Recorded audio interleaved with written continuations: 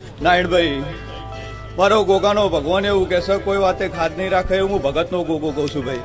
પણ મને ગોગાને પૂછીને હેજો હું ગોગો કહું એટલે રેજો ને મને ગોગાને પૂછીને હેજો એટલે નાયણભાઈ જો રાજા બનાવે છે ને સદાયના માટે રાજા ના કરું તો હું કાસેલાનો ગોગો નહીં ભાઈ.